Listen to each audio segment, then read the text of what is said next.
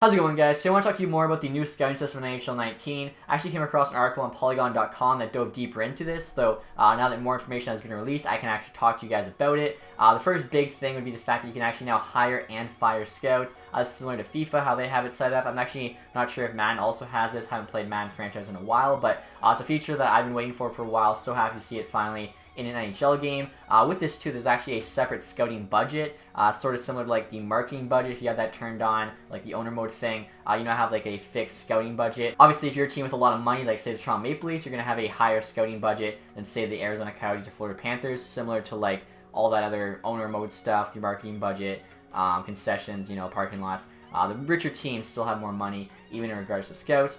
With scouts too, like I was saying, you can hire and fire scouts, and very similar to FIFA, the better scouts are going to cost more money to hire, and the worst scouts are going to be really cheap. And obviously the better scouts will give you a more accurate assessment of a prospect than the cheaper scouts, so if you do use a cheaper scout, you got to kind of be careful, I guess, about what he's saying. He might say, like, this guy's got elite potential, but really turns out it's like bottom six or something. You definitely, get what you pay for, I think.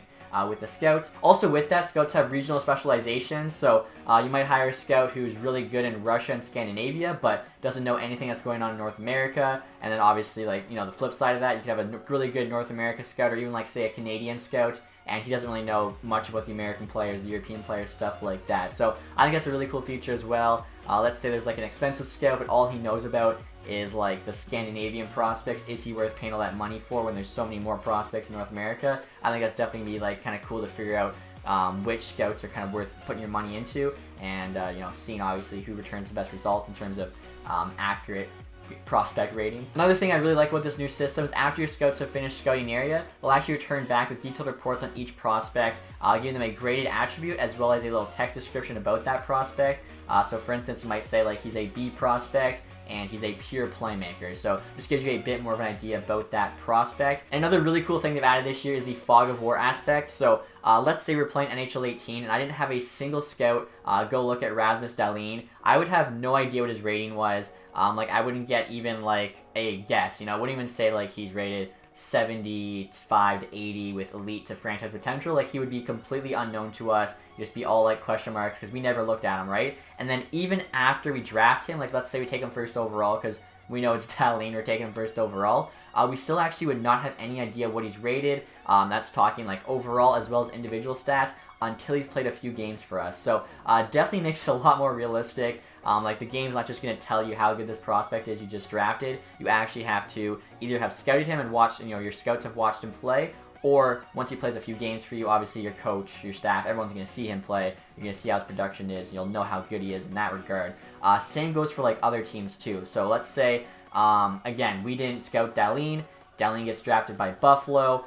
We go to make a trade with Buffalo. We have no idea how good Dahlin is. Buffalo has an idea if they scouted him and he's played for them, but unless we've played Buffalo, we have no idea how good Dahlin is. So I think this is going to be very interesting for trades too, because let's say a computer offers you a trade with a prospect you have no idea about. Are you going to risk it and hope the prospect's decent, or are you going to reject that trade and like, wait until you play them or go send a pro scout to look at them? Another new thing is like actual pro scouts who go around the league and can actually scout different players in the league. If you don't use them, you're actually not going to have any idea how players are progressing. So I think you get an idea of like everyone's kind of starter stats that are already in the NHL, but veterans, in NHL 18, they get worse as they get older. If you don't have pro scouts going around looking at that, you're not going to have any idea unless you've played those teams and the regression has happened, like when you played that team. Same goes for prospects. Like let's say Dahlin's good, and you play Buffalo once a year, and it's been a year since you played him. You're only going to know how good he was since that last time you played him. So maybe he hasn't grown at all. He's still like an 80. A year later, you think he's a 90. You make a huge trade with Buffalo. You get him. He's still an 80. So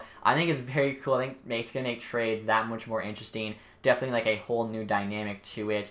This is actually very similar to FIFA. Like in FIFA, you kind of know what Ronaldo and Messi are rated, but all the younger players, you actually have no idea. You have to go send pro scouts, see how good they are. And I know one time I messed up. Like I asked a team how much they wanted for a prospect. They told me like $2 million, and I figured, oh, he has to be good. So I bought him. turns out he wasn't really that good. So I really do like that risk versus reward aspect. You want to pull the trigger on a trade right now and hope for the best, or do you want to take your time and make sure you know exactly what you're getting? I think too with this, if like let's say you're listening to me talk right now and you don't like this at all, you just want to know it. Every single player is rated, what their potential is. You can turn it off, as I think it's definitely more of like a hardcore feature. I know a lot of videos I just want to sim through like one season, so I'm gonna have Fog of War turned off. I don't need it on. But if you are trying to do like a hardcore franchise mode sim, 20 years or whatever, having Fog of War on, I think would just make it that much more interesting. You could even like fleece a team too. Like let's say a prospect who was supposed to be amazing, he turned out to be a bust, and they didn't have anyone scouting him. They still think he's got a lot of trade value when really it's maybe half of what it used to be. Take advantage of that, make that trade. So I think trades because of this are going to be so much more interesting. I can't wait to see kind of how those work out. Another cool thing about this system, guys, is that the CPUs actually have access to it. So let's say all year they've been scouting this guy that they really like. They're at the draft. They're picking, say, 7, and they think he's going to go top 3. They're much more likely now to make trades on draft day, just trading up in the draft. Or let's say, you know, they really haven't done much scouting on the top 10 players.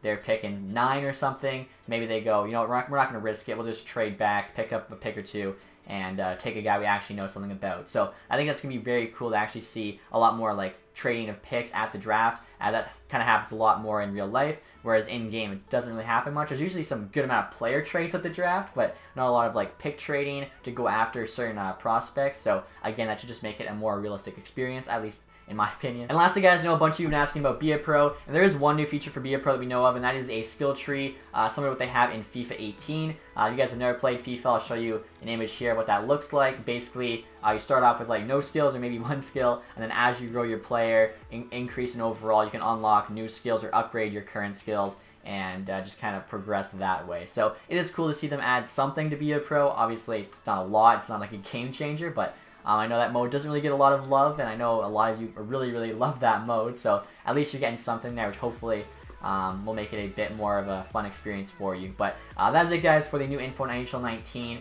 Hopefully you are excited for this new scouting system. I know I am. I think, you know, like I said before, sometimes I'll have it turned on, sometimes I'll have it turned off, just depending on like what I'm trying to do in the franchise. And I think that is actually a huge thing, that you can turn it off, as I'm sure a lot of you are going to love it, but also some of you might hate it. So I really like the fact that they added that in. And anyway, guys, that is it for now. Hopefully some more NHL 19 news comes out soon and I can talk to you about it. Hopefully you guys enjoyed this one. If you did, leave that thumbs up. If you're unsubscribed yet, make sure you do that. Thank you guys for watching. Have a nice day. Goodbye.